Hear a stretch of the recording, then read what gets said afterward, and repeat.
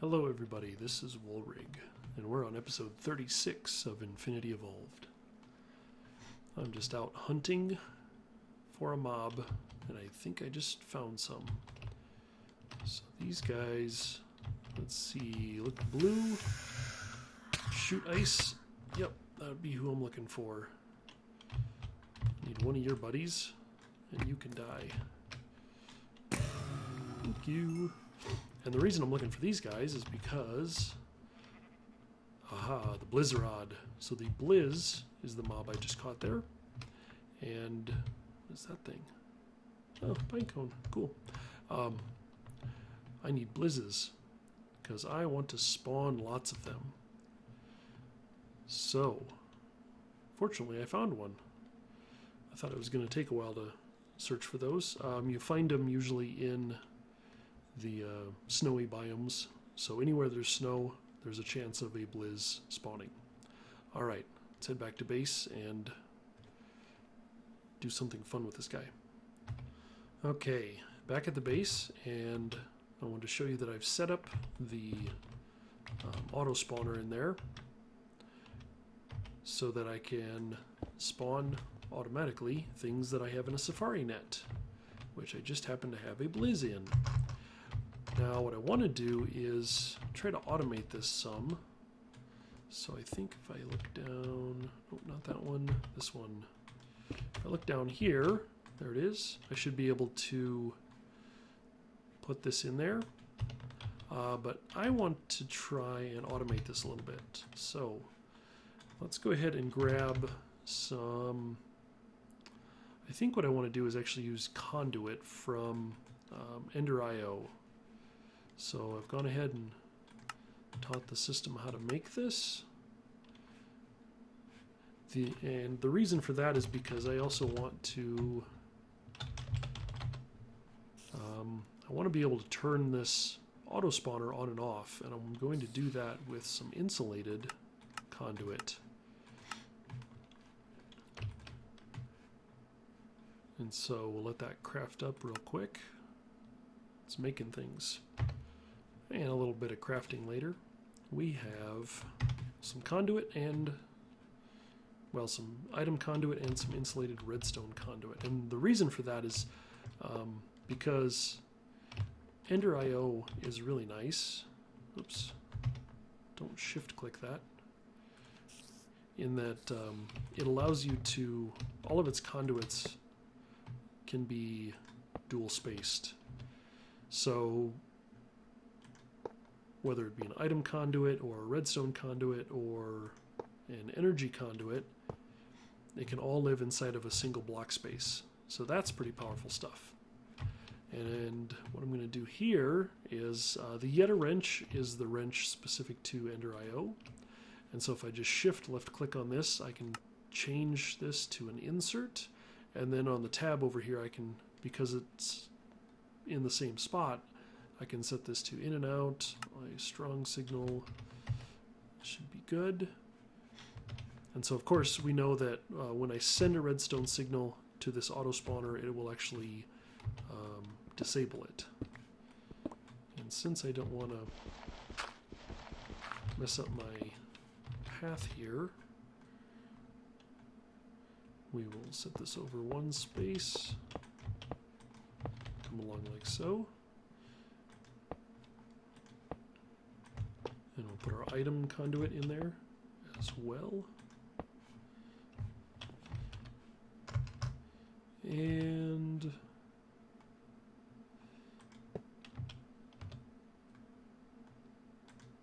yeah, why not? We'll do like that. So now, let's see if I grab a lever. I should be able to put a lever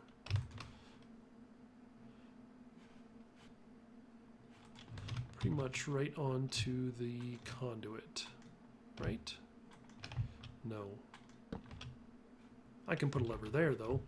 So the conduit will go into that. If I flip it on, that should send a signal to our spawner here to tell it not to run. So we can see that it is right there. It's idle, or it's not running. So I'm going to go ahead and put that in. I'm going to actually change this to an in and out. So it's going to go in on green. It's going to come out on brown. How about? And I want it to be active with signal. Insert on green.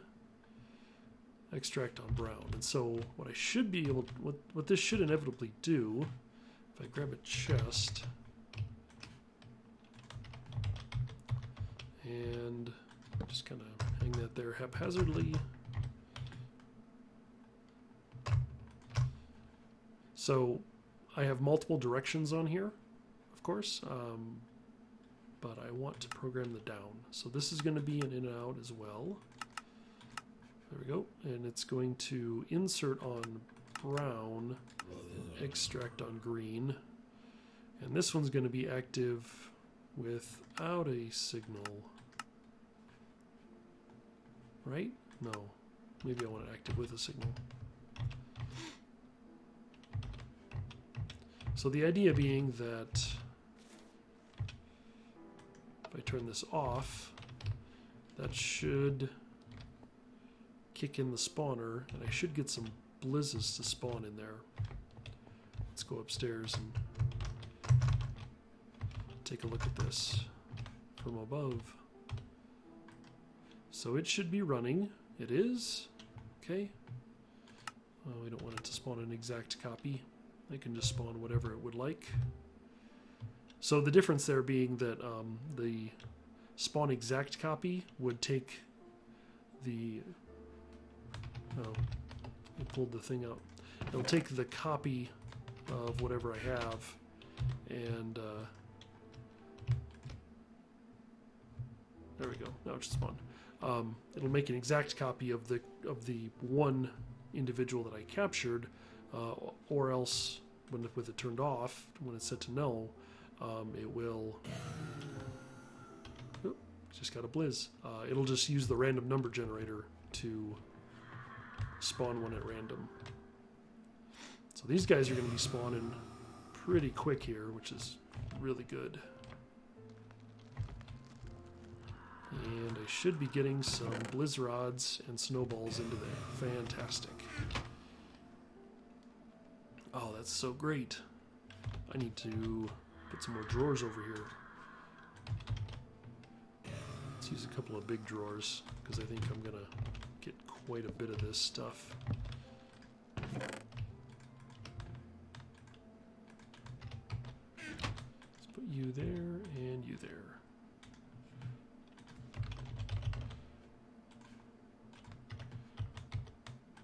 That one. The snowballs, I'll actually probably just void those, because I'm going to get lots of those. Oop.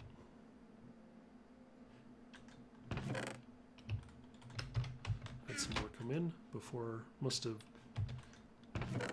came in line before that was ready. So it sounds like this may have stopped, and I'm guessing because, yep, I've run out of essence. So because I had this all set up and it wasn't doing anything, I had this trash can here just collecting the mob essence that I didn't need. And I actually want to leave that open so I know where it's at.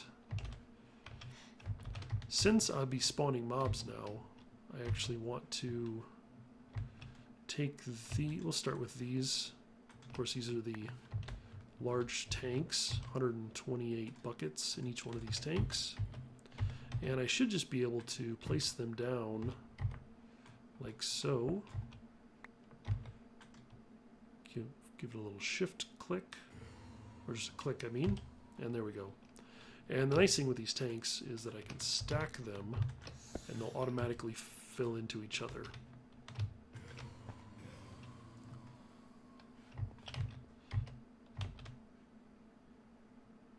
That's gonna burn through my mob essence pretty fast. I've got a couple more barrels here. These barrels each are full and they each hold 256 buckets. So yeah, I can spawn quite a few of these guys before too long. But the idea being that with the way I've got this rigged up, once I hit this lever, it should turn off the spawner and apparently bounce this back and forth. Okay, well, it'll turn off the spawner anyway. And I want the extract to be active without signal. Oh, there we go. Yep, because now, so it pulled that out, and once I flip this off, that should pull the signal out. Yeah, perfect. And send it back over into the spawner, and we should start spawning blizzes again. Yep, beautiful. Hey, that's pretty slick. Cool. Well, we're gonna let that run for a while, because I'm going to need a lot of these blizz rods. Looks like I've got some garbage in here that I don't want in particular. So these things need to go into here. Alright. So, blizz spawner. Cool. I'm gonna let that run for a while. Meanwhile, let's do something else. Okay. So I set this up off camera, and I just wanted to kind of show you how this all works. So this is, again, using the Ender.io item ducts. And the main reason for this is because not only can these conduits take up a single space between multiple variations, so item ducts and energy conduits and whatnot, you can program the inputs and outputs, and then you can also program them by color. So what I've done here is, if you'll remember, we have all of this nether ore and nether material that's coming in. I've actually got the quarry turned off right now because I needed to get through the backlog. But one of the things we get is nether coal. And the trouble with this is if I just throw this into the sag mill, I'm going to get just pulverized coal out of this. And, you know, that's okay, I guess, but I would much prefer just to have the regular coal. So what I can do instead is if I first smelt the nether coal, I will get 2 vanilla coal out of it.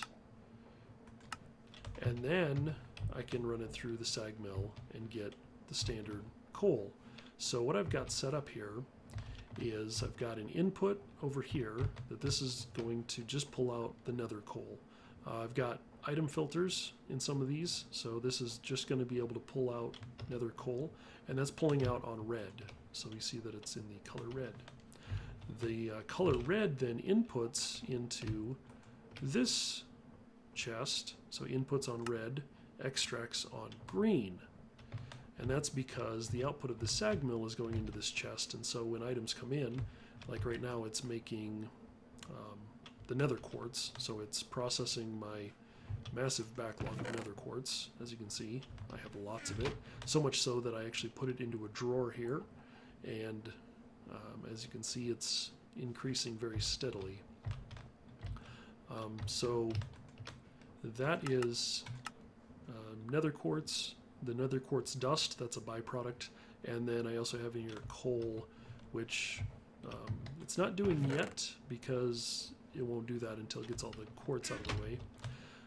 But this chest, it pulls out on green, and over here then we have the up direction is an insert of green, so in a priority of 0. So it tries to put items into there if it can, and so that's going to be any of these items up here. Case in point, the quartz. This interface over here is also a green insert, but it has a priority of -1, so it's actually a lower priority than this. So things will try to go into this interface first before they go into that interface on green. The other thing I have is that, so the nether coal comes out of that chest on the red channel, goes into this chest on the red channel. That then goes into this furnace and gets cooked and drops into this chest. Then we have on the extract on the black channel, we are extracting from there, and I don't have a filter on that. I probably should. let's put a filter on there. I should filter that because I don't want to be pulling everything out of this chest. I just want to pull out the things that I know need to come out. No, I take that back. Well, I'm going to have to do some work on this one, actually, now that I think about it, because the way it's set up, everything out of that chest is going to end up back over here. So I got some more work to do, but the idea is that the coal, in this case, comes out of here on black and goes into this chest on black, and that's how this coal ore has gotten into there. And you know, once the quartz is out of the way, then it will actually, see if we can get, the gold's going to go in, and then there it goes. So there's the coal. So now the coal's going to go in, gold's being processed, the coal should be getting pulled out, and that's going then down into storage over here. The pulverized coal is not getting pulled out because I have not set it up in the filter. So we'll go ahead and add that, and now we'll pull that out as well. Now, one of the troubles I was afraid of is exactly what's happening here. So some of the coal is getting put into the furnace and turning into graphite. So you can see I have some issues with the setup of this. So it's not perfect, but it's a start. Still more work to be done.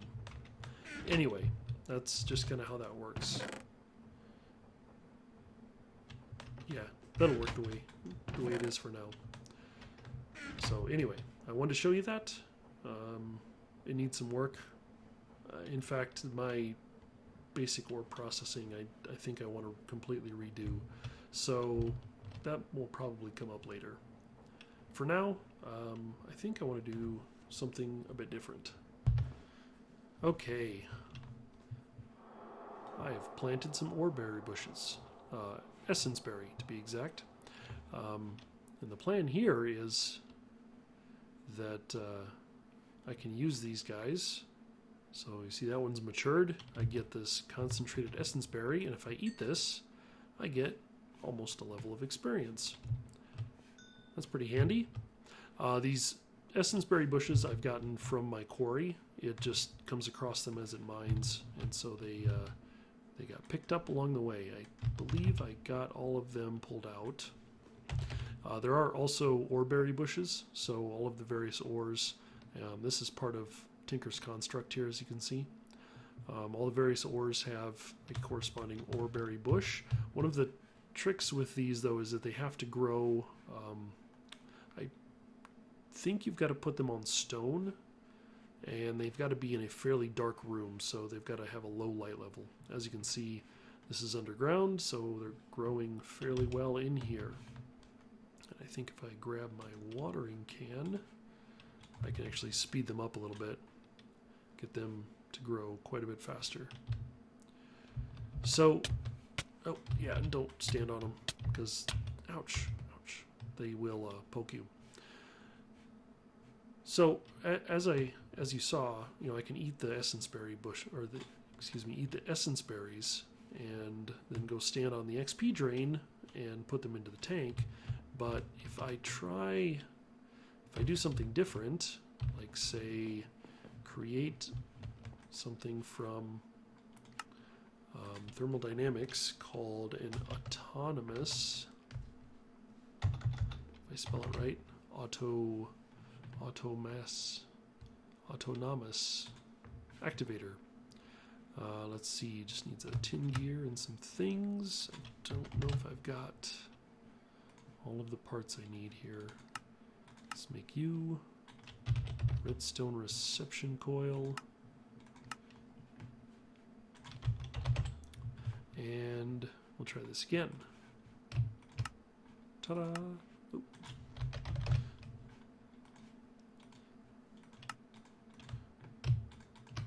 So, autonomous activator. This is a pretty powerful block in that it will allow me to simulate user clicks. And let's go ahead and make one for each one of these. What am I missing? Oak wood. Oh, missing wood. Okay, slight deviation. Wait, why am I missing? No, I'm not. I'm missing wood. I didn't have or dictionary turned on one of these. Hold on. Let me figure out which recipe is not right. There it is. It's actually the chest recipe. So we see at the bottom there it says use substitutions. No. Well, that's no good. I wanted to use substitutions. So we can reprogram it. We throw it in here and we click this little iron bar here and you'll see it kind of go multicolor. And now we will allow substitutions goes to yes. And we'll put the chest back in here wherever he's supposed to go. Looks like about there. And now I should be able to queue up my autonomous activators. Great. Alright, I'll be back in a sec once those... Oh, never mind. That's going crazy fast. I suppose I don't have to smelt anything, so there you go. So autonomous activators. These are going to pick up the items, pick up the berries. I want to grab some item ducks as well. Let's grab a handful more of those. Have I mentioned lately how much I love having that auto crafting? Ouch, ouch, stop it, stop it, stop it, stop it, stop it. So we're going to face these towards the berry bushes here. Quit it. And, oh, knock it off. Yeah. All right. And then I'm going to grab, what is it? The red print. There we go. And that's because I'm going to go in here and program this guy. Let's see, right click, no sneaking, always on. Looks good, except I want to output on the top. So we will right click.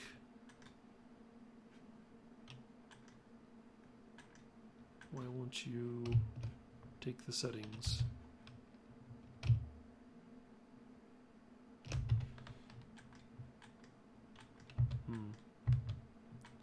Well, shoot. That was supposed to work.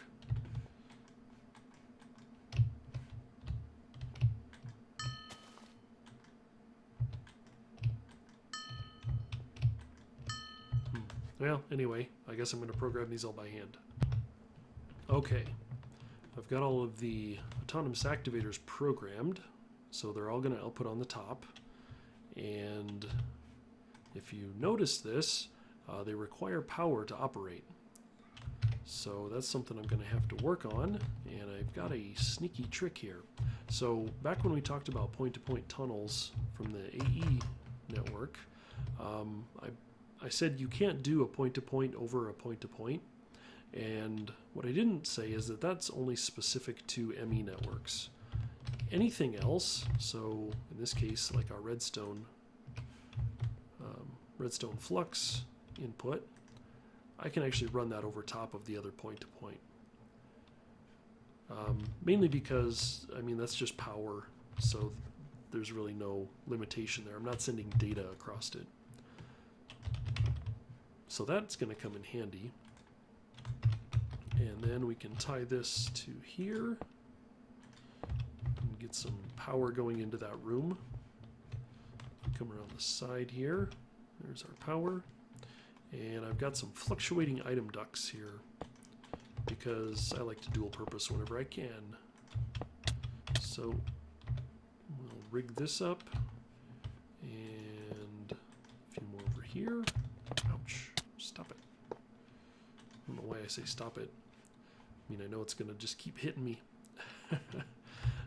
Then I'm going to, probably right here for now, Put a storage drawer in there. And I'm just going to keep the essence berries kind of as they are for now.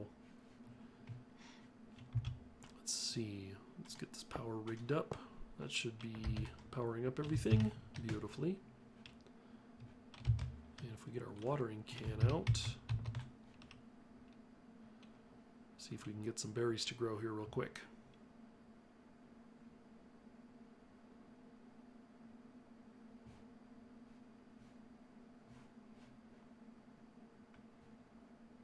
I'm getting them to mature.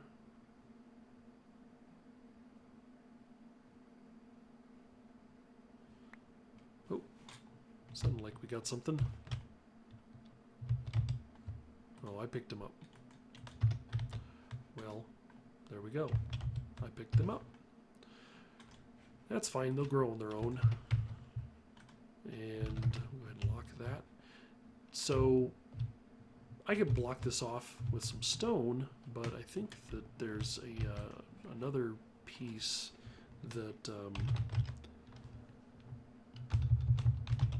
Extra Utilities gives me. I want to say they're called, there it is, blackout curtains. So just some wool. It's pretty easy to make. And the blackout curtains should just drop in like so. And what that does is that prevents any light from getting through. Like so. Oh, yeah. I realized that. So the autonomous activators are going to right-click it, which just drops the items. So they are not actually going to store it. What I need to do is... I forgot. I haven't built one of these farms in a while, so bear with me. I need to build a vacuum hopper. There it is. And apparently my AE system doesn't know how to make hoppers. That's something I will have to teach it later. So the vacuum hopper, this is the piece that's going to come in handy for picking up stuff. Go ahead and put him there. Ouch, ouch. Stop it. And the vacuum hopper will do exactly like it sounds. It'll just pick up things as it gets them. And I need to program the side of it. This gets a little bit tricky because I believe you have to pay attention to the side facing you.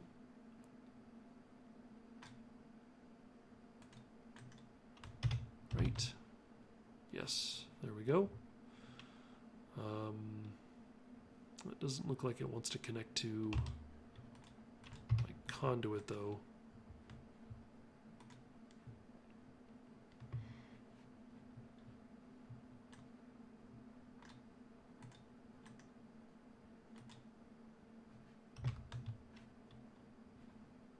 Alright, let me play around with that a little bit, I guess. Okay, so I can't seem to find any way to get this vacuum hopper to connect to those pipes. If I'm doing something wrong, let me know. So the workaround is that I can just feed that into a chest, and the chest is set up with a servo. Pulls out the servo, drops into there, and I've replaced all of the rest of the conduits with just the redstone energy flux because this is the only strip that I actually need to have power on. Or, excuse me, have items on. So the items will come out, drop into here, and feed over into that. And that should be pretty darn decent. Once all these guys get matured and start producing fruit, they will break it. The vacuum hopper should pick them up. And I've already got 7 essence berries in there. Cool. So that's something that, you know, it'll work for now. We'll probably work on getting another way of actually creating some liquid XP. Let's see. I think there's a trick to it that I need to play around with, because again, I haven't done this in a very long time, so I don't remember all the steps. But I think a vacuum hopper is in order for that as well. Oops. And NEI turned off.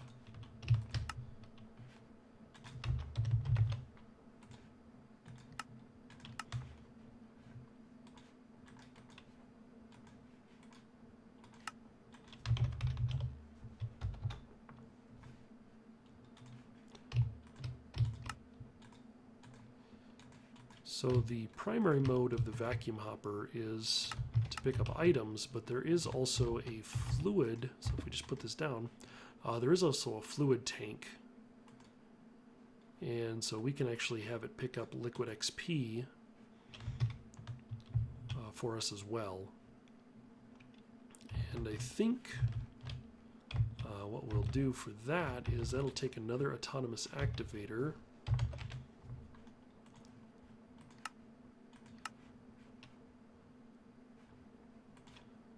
And then just see if I can get this set up real quick. Let's grab this battery. Oh, I took my magnet off, so I wasn't picking up essence berries. All right. So the autonomous activator, like so. I think I can put the essence berries in it. Aha, bingo. Yep, and just as I suspected.